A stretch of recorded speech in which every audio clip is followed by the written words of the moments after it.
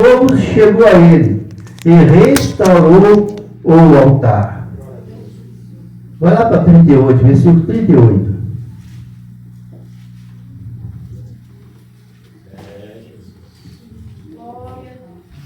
Então caiu o fogo do Senhor e consumiu o holocausto e a lenha, e as pedras, e o pó, e ainda lambeu a água que estava no rego.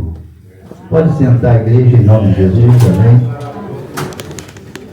Sentando e louvando o nome do Senhor Jesus Cristo. Amados irmãos, o maior milagre que o homem ou a mulher pode alcançar não é a cura do câncer, não é um paralítico andar, não é uma vida financeira melhor, mas o maior milagre que o homem pode alcançar é a salvação da sua alma. É o maior milagre. Ele prega contra o pecado. Antigamente era diferente, pastor. Quando os pastores pregavam contra o pecado, as vidas deixavam o pecado. Hoje é o contrário. Hoje, se pregar contra o pecado, as pessoas deixam a igreja, se afasta da igreja. E eu tenho algum exemplo disso. Às vezes Deus até abençoa, a pessoa até prospera. Eu me lembro que eu tinha 30 e poucos anos de idade e eu conheci um missionário. Ele era fundador da igreja Casa da Bênção. A minha esposa conheceu ele, eu conheci esse missionário lá no Rio de Janeiro. Edir Macedo, ele era um homem que seus pais eram católicos, praticante, e ele aceitou Jesus na Casa da Bênção com 21 anos de idade. Quase na mesma época eu conheci a Casa da Bênção. Mas houve um desentendimento com o missionário Cícero Fernandes, que era o missionário da Casa da Bênção, e ele saiu da Casa da Bênção. Saiu ele, Carlos Rodrigues e R.R. Soares. Aí montaram a Igreja Universal, que vocês conhecem hoje. E nessa época, R.R. Soares, ele se desentendeu também com Edir Macedo. Saiu e montou também uma igreja. E junto com R.R. Soares, estava Valdomiro Santiago, que foi excluído pelo R.R. Soares. Aí montou também a sua igreja. E junto com o Valdomiro estava aquele pastor,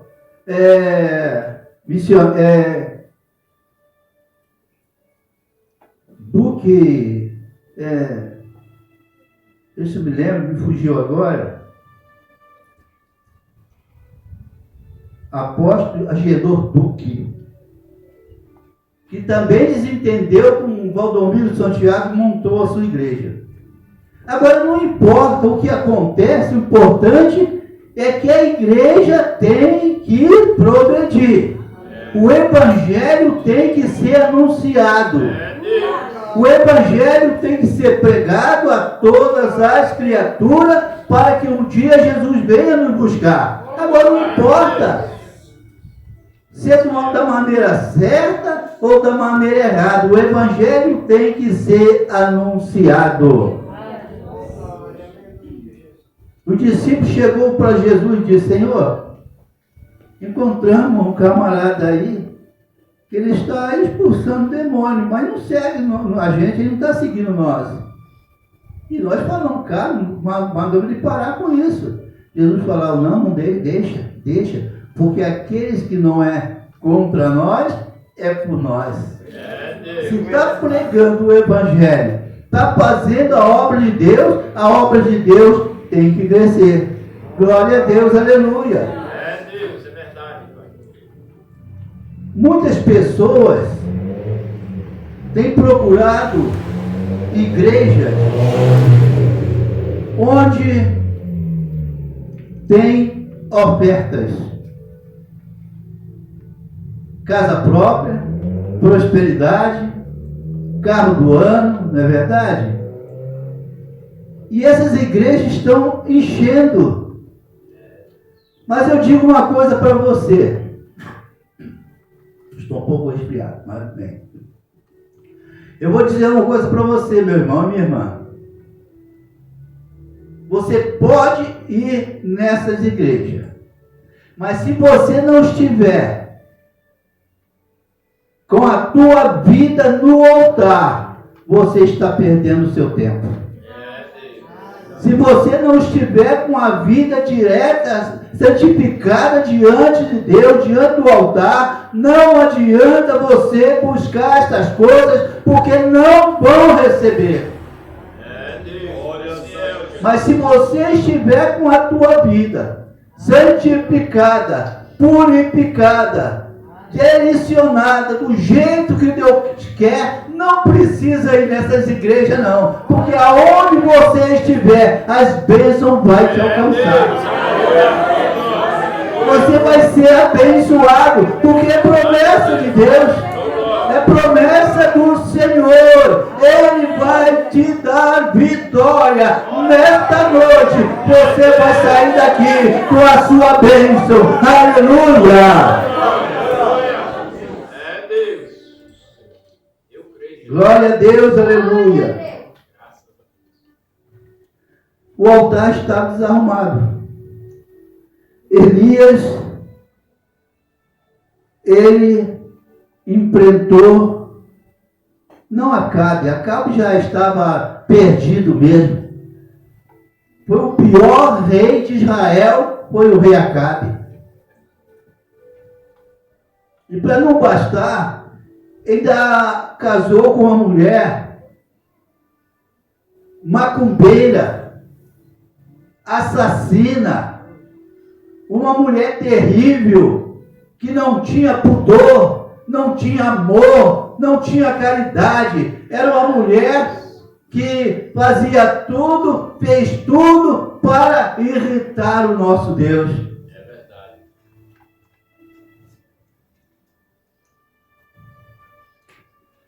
Elias foi um profeta, para mim foi um dos maiores profetas que já esteve sobre a face da terra. Homem chamado por Deus.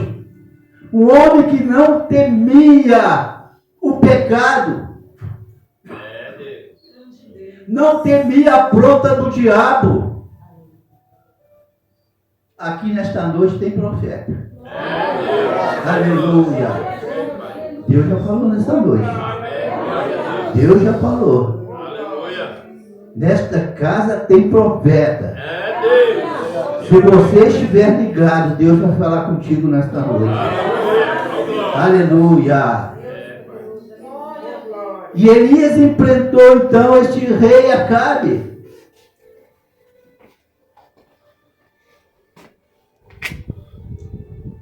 Aquela mulher terrível adorava o deus Baal. E Acabe também era adorador do rei Baal. E tinha com ela 450 profetas de Baal. Agora Elias resolveu enfrentar não só Acabe, não só Jezabel, mas também os 400 profetas de Baal. Porque o diabo não tem poder sobre o servo do Senhor. O diabo não tem poder. Ele pode se levantar contra a tua vida, mas é só levantar e cair por terra. Porque maior é o que está com vocês do que está com ele. Aleluia!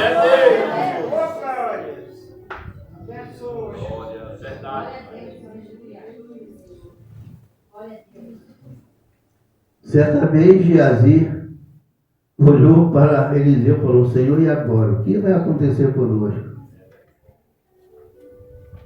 Eliseu falou: Jesus, Senhor, abre os olhos dele para que ele veja. E que quando ele olhou, Samaria, Israel inteiro estava cercado com os anjos do céu, com cavalos de fogo. Irmão, nunca você está sozinho. Nunca você está desamparado.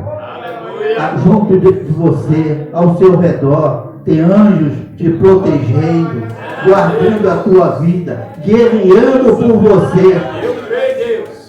O inimigo não tem poder de se aproximar de você, desde que você esteja com o seu altar diante de Deus certo. Glória a Deus. E Elias ali mandou que os 450 profetas de Baal eram mais do que ele, era ele sozinho contra 450 profetas.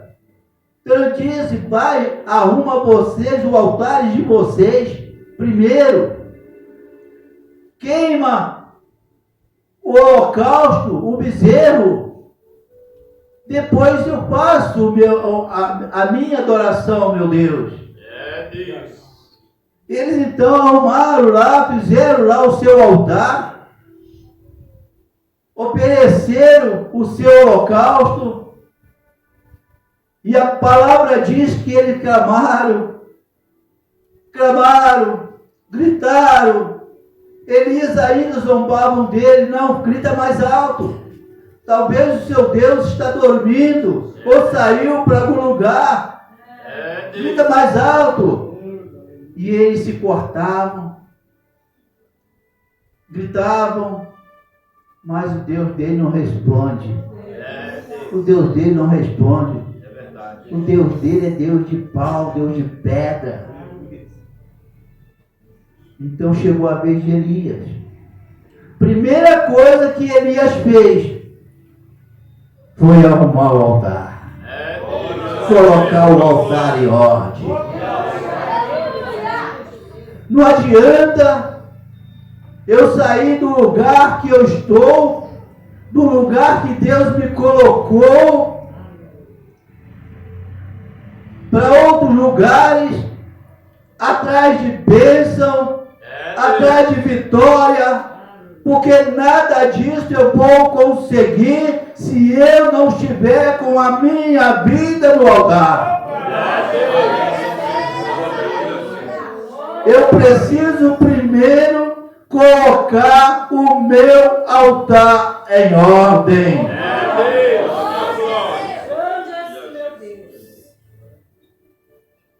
Glória a Deus, aleluia.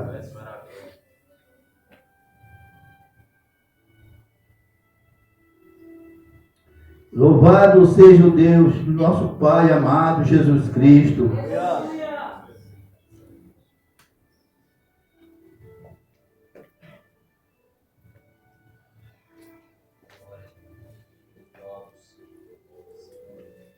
Isso aqui, irmãos, é matéria. Isso aqui, um dia, vai ser levado à sepultura. O nosso corpo foi apenas emprestado. Foi emprestado.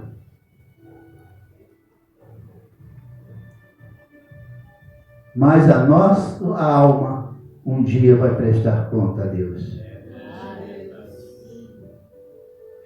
O que está dentro de nós, aquilo que nos dá vida,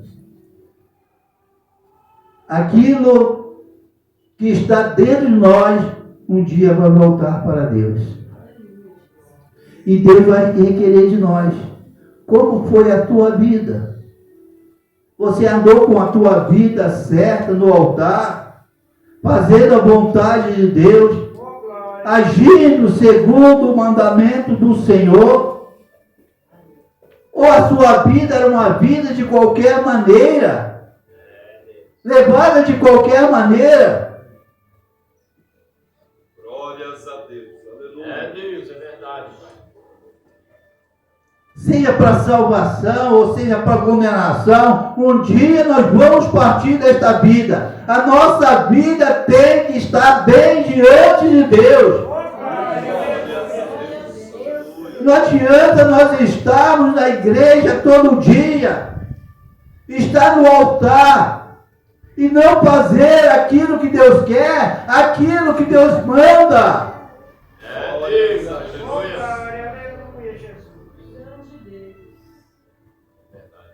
Abraão foi um homem que amava a Deus. Ele tinha promessa. Eu creio que vocês têm promessa de Deus na vida de vocês. Mas vocês querem que essa promessa se cumpra na vida de vocês?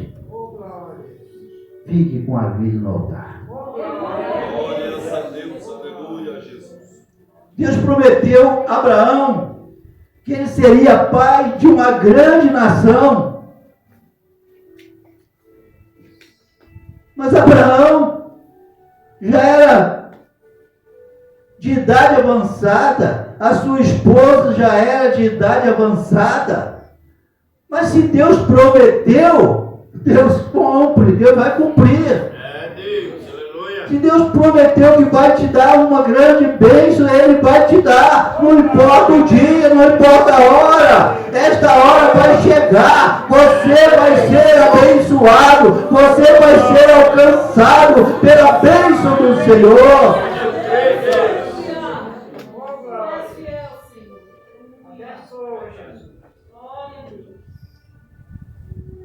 E Deus, mesmo Abraão com a idade avançada, sua esposa com a idade avançada, Deus deu a ele um filho. Glórias a Jesus. Aleluia. Era a riqueza de Abraão. Isaac era tudo que Abraão tinha. É Deus. Agora Deus chega para Abraão e diz: Abraão, pega o seu único filho e me ofereça no altar. Oh Deus, aleluia. Abraão não duvidou. Ele amava seu filho, mas ele amava muito mais ao Senhor, o Deus dele. É Deus, com glória. Nós não podemos, irmãos, ficar presos com as coisas desta vida. É, Pai. As coisas desta vida, ela é passageira. Mas o nosso Deus é eterno. É aquele que prometeu tudo para nós. Agora Abraão começa a caminhar para o altar, levando a coisa mais preciosa que ele tinha. Agora é interessante que Isaac ele já estava acostumado com o altar. Ele já estava acostumado com o altar. Ele de ter acompanhado seu pai em diversos sacrifícios. Ele agora caminhando com seu pai para o altar. Ele vira para o seu pai e diz: Pai, aqui está a lenha, aqui está o cutelo, mas cadê o cordeiro? É Deus. Se o Senhor vai oferecer um holocausto, tem que ter cordeiro. Mas cadê o cordeiro? Mas Abraão era um homem de fé. É o que falta em nós hoje, é fé, é confiança no Deus que está aqui nesta noite. está aqui nesta noite, nós não estamos nos entregando totalmente a nossa vida nas mãos dele. Abraão, talvez com o coração partido, sofrendo muito naquele momento, mas ele era um homem de fé, um homem que cria no Deus dele, um homem que sabia que jamais Deus ia deixar ele decepcionado. Ainda que o seu filho viesse a morrer, ele sabia que o Deus que ele servia tinha poder para ressuscitar o seu filho. Às vezes nós nos prendemos com tão pouquinha coisa. Às vezes, por causa de uma mínima coisa, nós deixamos de ir na igreja. Nós deixamos de jejuar, deixamos de orar, não estamos se importando com o nosso altar que está uma bagunça. Mas quando nós olhamos para dentro de nós mesmos, nós reconhecemos que precisamos descer mais,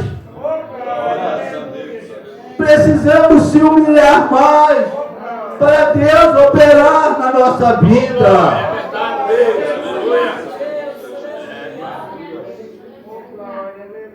Abraão disse para o seu filho: filho, glória a Deus, o cordeiro para ti, Deus proverá.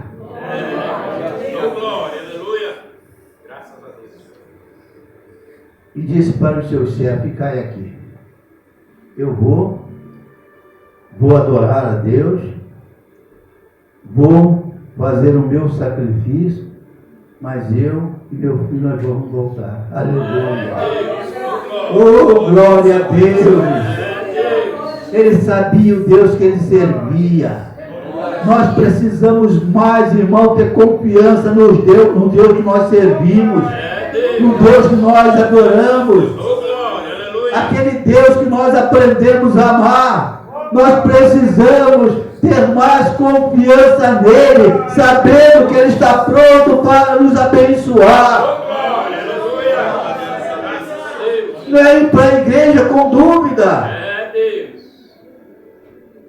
mas saber que você vai para a igreja para buscar uma bênção, porque está com a vida no altar. Porque se você não estiver com a vida no altar, não adianta buscar, não adianta pedir, porque não vai receber nada. Vai perder seu tempo. Primeiro é colocar a vida no altar de Deus. Viver uma vida reta. Se eu mentir, eu não minto mais, acabou. Eu agora vivo uma nova vida em Cristo Jesus, meu Senhor, aleluia. Agora mudou. Se eu brigar, não vou brigar mais. As coisas têm que mudar, tem que haver mudança de vida. Quando nós aceitamos Cristo como Salvador, já não é mais a mesma pessoa. Agora nós somos uma pessoa diferente, uma pessoa consagrada ao Senhor. Aleluia. Aleluia, glória a Deus. Na harpa tem um hino. Eu não me lembro, minha esposa vai lembrar dele, 500 e tudo no altar.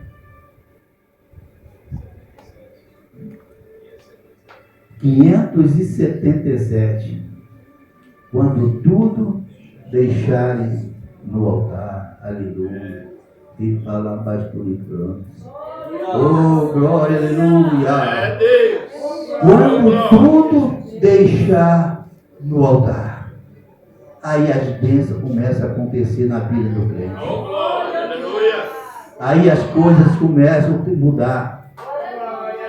Aí não precisa você ir atrás da igreja da irmã Maria, a igreja do irmão José, porque na onde você está, a bênção tem que acontecer na tua vida. É aqui onde você está. Aqui tem homens de Deus. Aqui tem mulheres de Deus. Pessoas chamadas por Deus para abençoar a tua vida, para abençoar a nossa vida.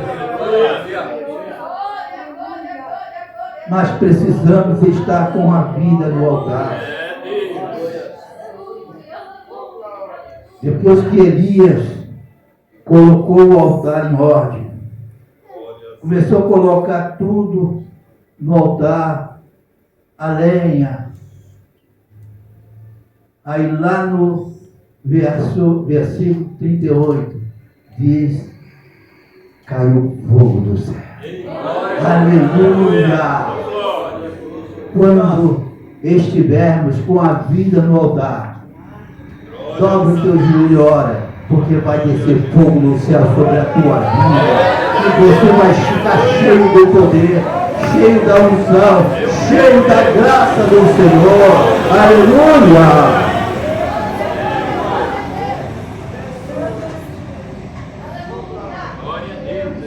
Esse relógio não é convertido. Eu preguei algumas vezes numa igreja ali da Assembleia de Deus, no Cidade Jardim. O pastor chegava no ouvido e falava assim: quando faltar 15 para 9, você me entrega o microfone. 9 horas em ponto e terminou o trabalho. Lá no Rio tinha pastor lá que você estava no púlpito lá, quando passava do horário ele puxava o paletó. E eu tenho esse costume de obedecer o horário. Mas o importante é Deus falar contigo.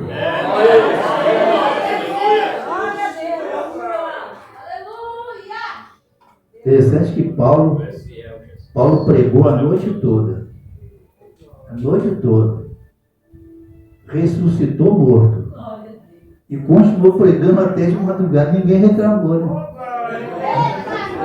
Mas hoje o pastor passar de 9 horas, o crente já começa a se levantar. Mas, irmãos, enquanto nós estivermos na presença de Deus, se a nossa vida estiver no altar, nós não temos nem desejo de sair da igreja. Porque há uma coisa que começa a mexer com o crente, que a vontade do crente é ficar glorificando, é pular, glorificar a Deus, fica numa alegria tal, que não tem vontade mais de sair da igreja. Mas o crente que não tem uma vida no altar, ele fica cansado de ficar sentado na igreja. Começa a ler a Bíblia, começa a dar sono. A Bíblia é um entorpecente. Começa a ler a Bíblia, começa a dar sono. Se dobra o joelho e for lá, começa a abrir a boca, porque não está com a vida no altar. Porque o crente que está com a vida no altar, ele tem vontade de orar, de jejuar, de buscar cada vez mais, porque ele quer receber a vitória, a bênção, a graça do nosso Deus. Aleluia! Aleluia, glória a Deus. Irmãos, eu não vou continuar, porque eu ainda tenho algo para falar para os irmãos nessa noite. Eu disse aqui que o pastor Gilson, ele é um conquistador. Esse homem é uma bênção. Esse homem mexeu com o meu coração. Ele e a esposa. Aí eu fiquei de quinta-feira até terça-feira remoendo. Porque remoendo a semana. O que eu vou fazer com o meu pastor? Porque lá são 2 pastores jovens, mas são bênçãos, são amáveis. E terça-feira eu fui para a escola bíblica dominical. Eu não gosto de perder a escola bíblica dominical, sabe por quê? Porque no púlpito, quando o pastor está pregando, ninguém pode interromper ele, não. É verdade.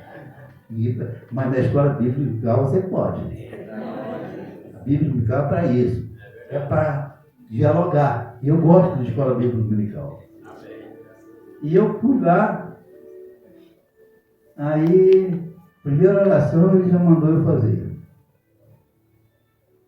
Aí deu um intervalo, aí eu chamei o vice dele, que é o pastor Elvio, e comecei a conversar com o pastor Elvio.